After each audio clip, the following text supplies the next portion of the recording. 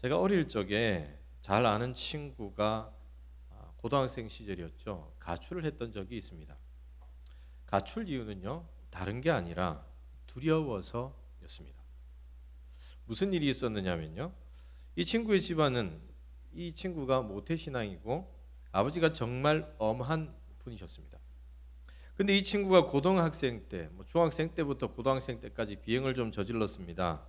당시 제가 학생 시절이니까요. 그때 비행이라 하면 지금은 노래방 청소년들도 갈 수 있지만 그때는 비행 청소년이 가는 곳 노래방, 또 비행 청소년이 가는 곳 당구장, 그리고 담배를 피면 그냥 맞아 죽을 놈, 이렇게 되는 시절이었습니다. 그런데 이 친구가 한 날 담배를 피는데 막내 동생한테 걸린 거예요. 근데 막내 동생이 너무 놀래가지고 우리 오빠가 정말 그럴 줄 몰랐다라고 하면서 아버지께 곧장 달려가서 일러 바쳤습니다. 당시 나이 차이가 한 9살 정도 되니까요. 이 막내 동생도 오빠가 너무 무섭기도 하고 너무 놀라기도 했던, 신앙생활 잘하는 줄 알았는데 저런 오빠인가? 마치 누구를 얘기하는 것 같지 않습니까? 접니다. 친구라고 포장을 하려고 그랬는데 접니다. 어쩌다가 그 아버지가 알게 됐는데 상황이 어떻게 되었느냐면요. 제가 그 밤에 집에 가서 제 방을 딱 갔는데 모든 책상 위에 있고 책꽂이 위에 있어야 할 책들이 땅바닥에 내려와 있더라고요. 아, 그래서 청소를 하시나? 그 분위기가 아니었습니다. 분명 아버지는 무척이나 화가 나 있고 책상 위에 책꽂이에 있던 모든 책들이 땅바닥에 내려와 있다는 것은, 내가 지금 들어가면 안 된다. 들어가면 큰일 나니까 잠시 몸을 피해 있어야 되겠다. 그렇게 마음을 먹고 일주일간 몸을 예, 몸을 좀 피해 있었습니다. 웃음을 이렇게 참아야 되는데 이게 안 됩니다. 친구 얘기처럼 하면 웃음이 참아지는데 안 참아지네요. 그래서 7일이 더 됐던 것 같습니다. 가출로 표현하면 일주일간 집을 비웠던 건데요. 다행히 여름 방학 때라 가지고 괜찮았었습니다. 그런데 집안 분위기가 영 안 좋았다라고 하는 소문을 듣게 되었습니다. 아버지가 분명 화난 목소리, 나는 살기 위해서 집에서 잠시 대피해 있어야 되겠다 생각하고 대피해 있었지만 그곳에 친구들이 전해준 소식들은 전혀 다른 것이었습니다. 아버지가 정말 많이 걱정하신다. 저는 믿지 않았습니다. 책상 위에 있던 책들이, 책꽂이 위에 있던 책들이 땅바닥으로 떨어졌던 것은 분명 맞아 죽어야 할 그런 일들인데 어떻게 나를 찾겠나, 아마 분노를 삭히고 계실 거다, 철저히 그렇게 믿어 왔습니다. 그런데 웬걸요? 돌아오니까 그때의 이야기들을 누나와 동생들이 해 주는 겁니다. 어떤 이야기를 해 주었냐면요, 어머니와 아버지가 너무 한숨을 많이 쉬고 걱정을 많이 하더라는 겁니다. 그리고 한 날 동생 중에서 한 아이가 과자를 사와서 맛있게 먹고 있는데 엄마가 이렇게 말합니다. 야야, 그게 넘어가나? 너희 오빠는 지금 밥을 먹는지 뭘 먹는지 모르는데 넘어가? 라고 한숨을 푹 쉬고 방을 나가십니다. 그러면 함께 먹던 이 자매들이 아무것도 못하고 고이 감싸서 나중에 오빠 돌아오면 먹어야지 라고 생각을 했었다고 합니다. 그리고 밥 먹을 때도 늘 한술 뜨시다가 숟가락을 놓으시면서 종명이는 뭘 하나? 그래서 분위기가 이상해졌던 그런 일들을 전해 듣게 되었습니다. 그리고 그 이야기를 하면서 오빠 때문에, 그리고 누나는 너 때문에, 우리가 이게 무슨 꼴이냐, 다시는 그렇게 하지 마라, 이런 이야기를 들었던 적이 있습니다. 그리고 이 자매들도 뭐라고 속으로 생각했냐면, 우리도 사랑스러운 아버지 어머니의 딸인데 왜 그러는지 모르겠다. 왜 유독 아들인, 사실 저희 집 아들이 저 하나밖에 없거든요. 아들인 종명이만 그렇게 좋아하나라는 이야기들을 참 많이 들었었습니다. 오늘 말씀을 보면 이와 비슷한 마음을 가진 한 사람을 보게 되죠. 그 사람이 누구일까요? 바로 요나입니다. 오늘 우리가 읽은 말씀에서 요나는 하나님을 향해 화를 냅니다. 그런데 화를 내는 이유가 참 독특합니다. 우리가 읽은 4장 2절 중간에 이렇게 기록하는 부분이 있는데요. 주께서는 은혜로우시며 자비로우시며 노하기를 더디하시며 인애가 크시사 뜻을 돌이켜 재앙을 내리지 아니하시는 하나님이신 줄을 내가 알았음이니이다. 요나가 화를 내는 이유가 이겁니다. 하나님이 그런 분인지 내가 진작에 알았습니다. 이 뜻이죠. 하나님께서 은혜로우시고 자비로우시고 노하기를 더디하시고 인애가 크시고 그 때문에 심판의 뜻을 돌이키시는 분이신 줄 알기에 제가 좀 화가 나네요 라고 하는 의미입니다. 요나는 하나님으로부터 니느웨에 가서 그들의 죄악이 하나님 앞에 상달되었음을 외치라는 명령을 받습니다. 그러나 요나는 이 명령을 수행하기가 싫어서 다시스로 가려 하죠. 그러다가 풍랑을 만났고 다시 요나는 니느웨로 향합니다. 그리고 거기에서 여호와의 재앙을 선포하고 이 재앙 선포 때문에 니느웨 백성들이 회개하자 하나님께서 내리시는 재앙을 내리지 않으셨습니다. 그런데 하나님께서 분명 재앙을 내리신다고 하셨는데 내리지 않으시니까 요나가 화를 내는 겁니다. 니느웨에 내려진 하나님의 사랑에 항의합니다. 3절을 보면 이렇게 말씀합니다. 하나님, 이제 내 생명을 거두어 가소서. 사는 것보다 죽는 것이 낫습니다. 이렇게 자신의 생명까지 내어 걸면서 목숨 걸고 항의하고 있습니다. 요나는 왜 이러는 걸까요? 하나님의 사랑을 니느웨가 받는 것이 싫어서 그런 걸까요? 분명 요나의 조국 이스라엘은 이와 같은 하나님의 사랑을 너무나도 많이 받았습니다. 그들에게 보낸 선지자가 몇 명입니까? 그런데 그 선지자의 외침을 듣고 돌아올 때마다 하나님께서는 회복시켜 주셨습니다. 자신들은 그런 은혜를 많이 받아놓고 왜 니느웨에 그런 하나님의 은혜를 허락하시니 요나가 화를 내고 있는 겁니까? 도대체 왜 이러고 있는 걸까요? 그리고 때로는 그 뜻을 돌이키시는 하나님께서, 이스라엘을 돌보시는 그 하나님께서 요나도 그 마음을 어루만져 주시고 내 뜻이 다른 데 있다라고 인내하며 가르치십니다. 왜 하나님께서는 화내는 요나에게 당연히 나의 사명을 맡긴 선지자 너가 내 사명을 감당해야지 왜 그러고 있느냐라고 책망하시기보다도 조용히 가르치시고 깨닫게 하시는 것일까요? 오늘 우리는 요나의 마음과 하나님의 마음을 살펴보고 그 속에 우리는 어디에 더 기울어져 있는지 생각해 보기를 원합니다. 첫째로 요나의 마음은 이겁니다. 하나님은 왜 우리를 생각하지 않습니까? 라는 마음입니다. 요나가 화를 내는 이유는 선택받은 백성은 우리 이스라엘인데 하나님께서는 왜 우리를 돌보시지 않고 우리의 적군을 돌보십니까? 라는 의미입니다. 요나의 마음을 이해하려면 먼저 요나가 처한 상황을 알아야 하는데요. 니느웨는 아수르의 수도입니다. 아수르는 어떤 나라입니까? 간단하게 성경의 역사 속에서 북이스라엘을 멸망시킨 나라입니다. 그런데 그 나라가 제국을 확장시켜가면서 정말 많은 죄를 지었습니다. 고고학자들은 이 아수르를 고대 근동의 역사에서 가장 잔인한 제국을 세웠던 나라다라고 표현을 합니다. 사네립의 손자 아술 하니발은 상습적으로 그 피해자들, 그 사로잡았던 사람들의 입술을 뜯어내고 손목을 잘랐다 이렇게 기록하고 있습니다. 그리고 디글랏블레셋은 살아있는 사람의 가죽을 벗기는 일을 서슴지 않았다고 기록합니다. 종종 희생자들의 목을 잘라서 산더미처럼 쌓아 진열했다. 이것을 자랑거리로 삼았다. 이렇게 기록하는 부분도 있습니다. 이런 잔인한 나라가 이스라엘을 공격하고 자신의 동족을 포로로 삼았으니 아수르를 향한 요나의 마음은 어떠하겠습니까? 분명한 것은 아수르를 향하여서 이를 갈고 있을 것이 분명합니다. 그리고 하나님께서는 왜 이런 상황에서 침묵하고 계시는지 모르겠다. 그런 질문들도 참 많이 있었을 겁니다. 그리고 하나님, 우리가 이렇게 고통받고 있는데 가만히 계십니까? 하나님의 백성들은 우리들인데 왜 하나님의 백성들이 아닌 오히려 하나님 앞에 죄를 많이 쌓아서 죽게 된 저 사람들을 구원하십니까? 왜 저들의 구원을 우리 손에 맡기십니까? 이게 바로 요나의 마음이었습니다.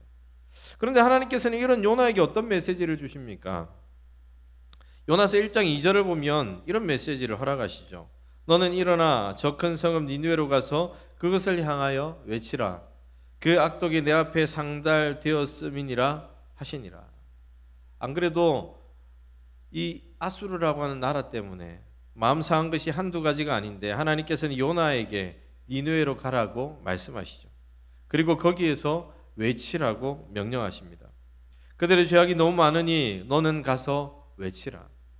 여러분, 이 외치라는 말씀은 마치 이스라엘 백성들이 죄악을 짓고 하나님을 떠나서 이제 죽게 되었으니 하나님 앞으로 돌아오라 이야기하는 것처럼 그 백성들에게 외치라는 말씀입니다. 이렇게 보면 하나님께서는 니느웨 성을 멸망시키실 생각이 있다는 의미겠습니까? 없다는 의미겠습니까? 우리가 선지서를 통하여서 하나님께서 선지자를 통하여서 이스라엘에게 유다에게 심판의 메시지를 전하는 모습들을 보면 그 분량이 너무나도 긴 것을 보게 되죠. 이사야 66장까지 있습니다. 그 많은 내용들이 기록되어 있는데 앞에서부터 계속해서 이렇게 하면 망하니까 돌아오라, 저렇게 하면 망하니까 돌아오라, 내가 너희들을 이렇게 하면 회복시켜 줄 테니 망할 길에서 돌아서라, 계속해서 회복하면 하나님 앞에 돌아오면 구원하신다라고 하는 메시지들로 가득 차 있는 것을 보게 됩니다. 하나님께서 선지자들을 통하여서 그렇게 심판을 선포하시는 이유가 무엇이겠습니까? 그 심판의 메시지를 듣고 돌아오게 하시기 위해서이죠. 그런데요, 오바댜서라고 하는 한 장짜리 짧은 선지서가 있습니다. 에돔에 대한 심판의 선포라라고 말씀하시면서 딱 한 장으로 깔끔하게 심판에 대해서 설명하고 외치고 끝내버립니다. 애정이 전혀 없습니다.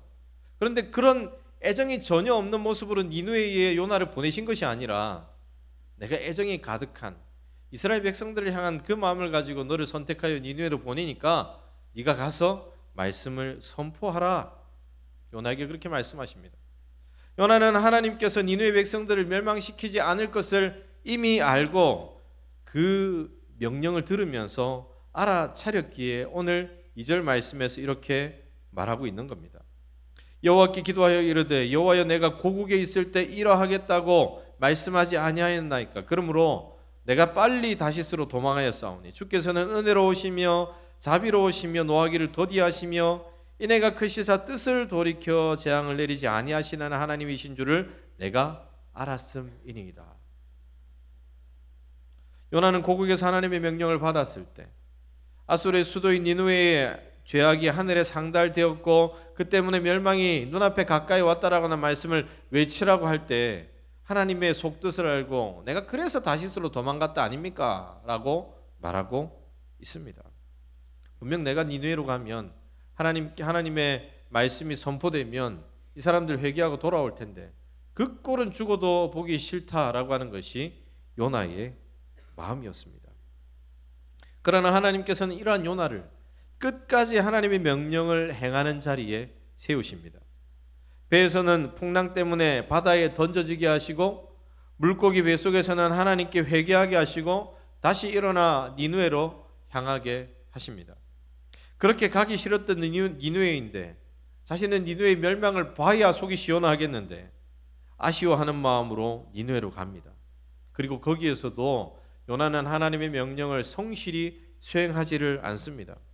하나님의 마음을 다 담아내지 않습니다. 요나는 대충 흉내만 냅니다. 니느웨에 무엇을 외쳤습니까? 요나서 3장 4절을 보면 이렇게 기록하고 있습니다.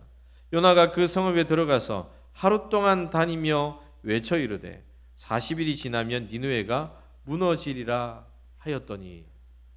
저는 어렸을 적에 요나가 회개하고 정말 열심히 하루 만에 그 성을 다 돌았다 이렇게 순진하게 생각을 했었습니다. 그러나 요나는 그렇지 않았습니다. 3일을 돌아야 다 도는 성 그냥 하루 대충 질러가면서 이야기하고 끝내어 버렸던 거죠. 그죠? 너희 니느웨는 멸망한다. 이것이 애정 없는 요나로서는 자기가 할 수 있는 최선의 일이었습니다. 요나는 니느웨 성의 멸망이 정해진 사실이라 생각했습니다. 하나님의 뜻이 어떨지 몰라도 내 마음은 니느웨 멸망을 보는 것이 소원입니다. 이것이 요나의 마음이었습니다. 그들이 악하기 때문에, 하나님 앞에 악한 백성들이기 때문에 심판받아 마땅하다 생각하며 그는 억지로 그 일들을 수행합니다. 그리고 그 일들을 통하여서 니느웨 백성들이 회개하며 하나님 앞에 돌아오고 하나님께서 재앙을 내리시지 않자 요나는 화를 냅니다. 하나님, 이럴 줄 알았습니다. 제가 이럴까 봐 여기에 오려 하지 않았습니다. 저렇게 악한 백성들을 심판하지 않으신다면, 저렇게 하나님 앞에 무수히 많은 죄를 쌓고 하나님의 백성들을 정말 큰 고통으로 밀어넣은 그 사람들을 심판하지 않으신다면 하나님의 공의는 어디 있습니까? 그런 마음으로 요나는 외치고 있고 화를 내고 있습니다. 여러분, 요나가 가진 생각은 무엇입니까? 왜 하나님은 하나님의 백성인 우리들은 놓아두고 저 적군인 원수의 나라인 저곳을 살리시려 합니까? 왜 우리에게 상대적인 박탈감을 허락하십니까? 이게 바로 요나의 마음이었습니다. 그리고 이러한 요나의 생각에 무엇이 깔려 있었느냐면요, 우리가 하나님의 선택받은 백성이라고 하는 선민 사상이 깔려져 있었습니다. 우리가 하나님의 선택을 받은 민족이 아닙니까? 그러면 앞지 않은 나라가 아니라 우리를 위해 일하셔야 되지 않습니까? 우리에게 고통을 주었던 나라라면 하나님이 선택하신 우리를 위해서 그 나라를 멸망시키셔야 되지 않습니까? 극악무도한 죄를 지었고 하나님 앞에 큰 죄인이었다면 그들이 심판받는 것은 마땅합니다. 여기에 바로 우리가 있었습니다. 요나 이름 그대로 요나가 있었습니다. 요나. 이런 요나의 마음은요, 우리가 누가복음 15장에서 보게 되는 돌아온 탕자를 맞이하는 그 형의 마음과 동일합니다. 자신의 동생을 환대하고 잔치를 베푸는 아버지를 보고 너무 화가 났던 첫째 아들, 이와 다를 바가 없는 마음이죠. 아버지의 재산 다 축내놓고 이 세상에서 쾌락과 즐거움 속에서 자기 원하는 대로 다 살다가 빈털터리가 되어 돌아온 저 아들, 양심이 있으면 돌아오지 않아야 되는 거 아닌가 하는 마음이, 그리고 아버지도 양심이 있으면 나한테 그러면 안 되는 거 아닙니까 하는 마음이 그 가운데 있었더라는 겁니다. 왜 그렇게 즐겁게 받아주고 모든 것 다 허비해버린 그 아들을 나에게는 뭐 하나 제대로 잔치 베풀어 준 것도 없는데 왜 저 아들만 소중히 여깁니까? 이러한 마음이 요나의 마음입니다. 그들의 말이 틀렸을까요? 이스라엘 편에서, 큰 아들의 편에서 이 모든 상황을 보면 어쩌면 그들의 말이, 그들의 입장이 맞는 것 같아 보입니다. 어쩌면 억울합니다. 어쩌면 상대적으로 적은 사랑을 받는 것처럼 보입니다. 우리가 선택된 백성이고 내가 첫째 아들인데 그 사랑이 나에게는 흐르지 않는 것 같고 나를 통과하여 그냥 다른 사람에게만 가 있는 것 같습니다. 너무 불편합니다. 이런 마음들이 있습니다. 여러분은 어떻습니까? 우리에게도 이런 마음이 있지는 않습니까? 내가 구원받았으니 하나님은 나에게 좋은 것 주셔야 되지 않습니까? 나를 통하여 누군가 복 받는 것, 그것도 좋죠. 그러나 내가 먼저 복 받아야 되지 않겠습니까? 그 마음 때문에 옆에 있는 긍휼히 여겨야 할 사람들을 바라보지 못하고 나를 향하여 악하게 대하는 사람을 보면서 하나님, 저를 생각한다면 저 사람 망해야 되는데 하나님 가만히 계십니까? 라고 하는 나 입장에서 바라보는 하나님, 그리고 나 입장에서 바라보는 하나님을 향한 기대, 이런 것들이 우리 가운데 있지 않습니까? 그런데 하나님의 마음은 어떻습니까? 과연 우리와 동일한 마음을 가지고 계십니까? 둘째로 하나님의 마음은 죄인을 향한 사랑과 안타까움의 마음입니다. 시선을 바꾸면 이 모든 상황이 이해가 됩니다. 하나님의 마음으로 보고 아버지의 마음으로 보면 어떨까요? 공의의 하나님께서 그들을 멸망시키실 수 있습니다. 그들이 쌓고 쌓은 죄악을 보시면서 진노하시고 소돔과 고모라에 내리셨던 그 재앙을 니느웨에 내리실 수 있습니다. 그러나 하나님께서는 죄악 속에 있지만 여전히 그들을 살리기를 원하십니다. 그들이 하나님의 백성이 아니고 죄악 가운데 있는 사람들이지만 그들은 하나님의 손에 의해 만들어진 한 사람 한 사람들이기 때문에 하나님의 손을 통과하여 이 세상 가운데 세워진 사람들이기 때문에 하나님의 허락하심을 통과하여 그 자리에 세워졌고 그들의 왕권 또한 하나님께서 쥐어주신 것이기에 비록 악하지만 하나님 앞에 돌아와서 더 온전한 모습이 되게 하는 것, 그것이 바로 하나님의 마음입니다. 또한 자식을 향한 아버지의 마음입니다. 비록 하나님을 당장은 알지를 못하지만 그래서 죄악 가운데 먹고 마시며 쾌락 속에서 죽음을 자처하고 있지만 하나님의 흙으로 빚어 만드신 사람의 후손입니다. 그들 역시 잠재적으로는 하나님 품으로 돌아와 하나님 품에 안겨 영생 복락을 누릴 수 있는 사람들이라는 겁니다.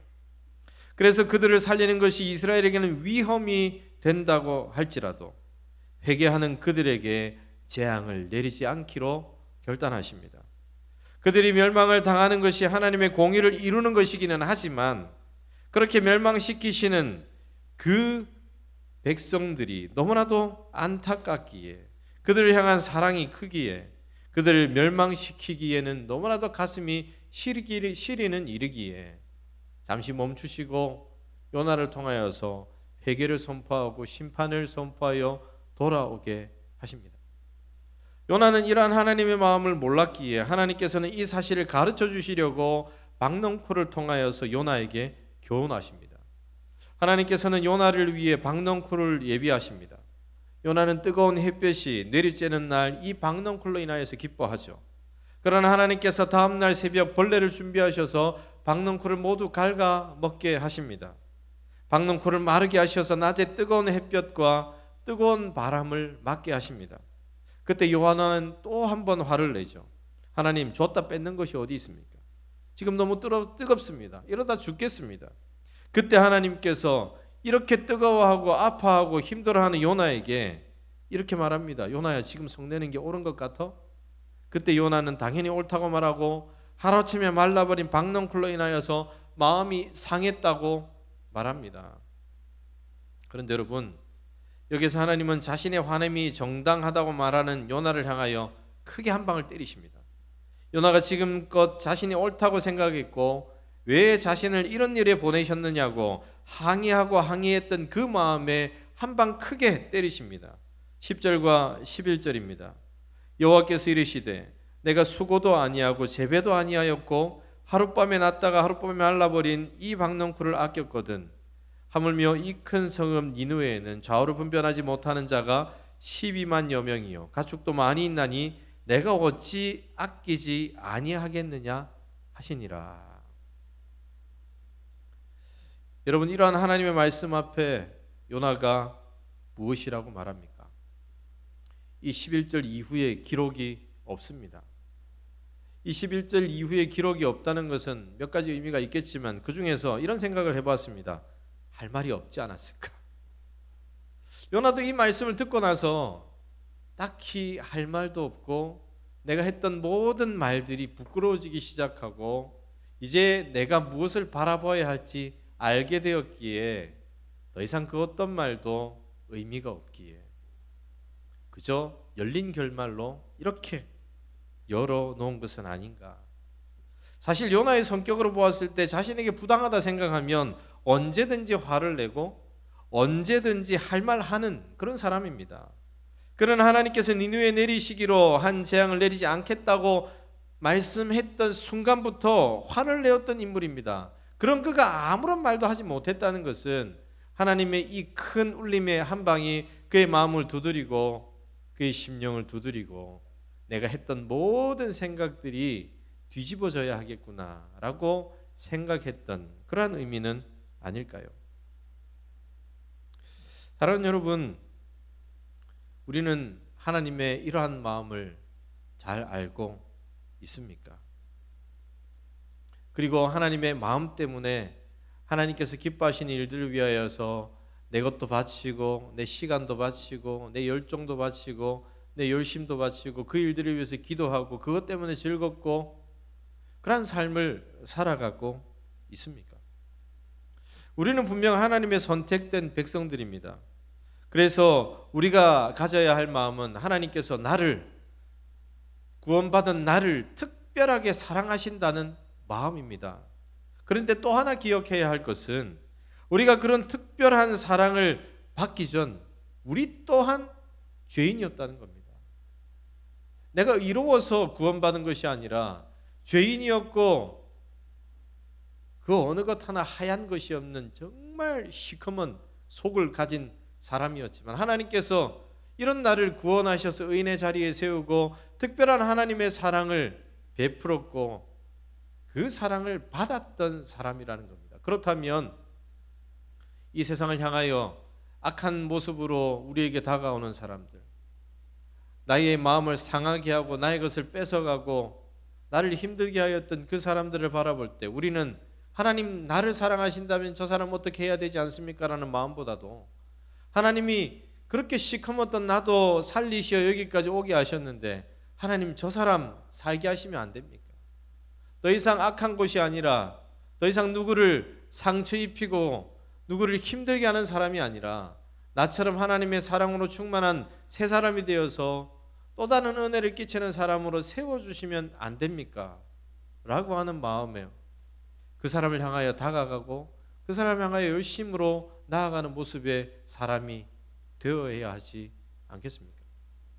사실 요나의 마음을 가진 것과 하나님의 마음을 가진 것, 요나의 마음을 닮은 첫째 아들의 마음을 가진 것과 이 첫째 아들을 바라보는 아버지의 마음을 가진 것, 이것은 크게 억지로 내가 해야 되기 때문에 이 일들을 감당하는 사람과 기뻐서 하나님께서 하나님의 마음이 여기에 있기에 그것을 하면서 더 큰 기쁨을 발견하기에 그 일들을 하는 사람 두 부류로 나뉘어진다고 할 수 있습니다. 요나는 어떤 사람입니까? 첫째 아들은 어떤 사람이에요?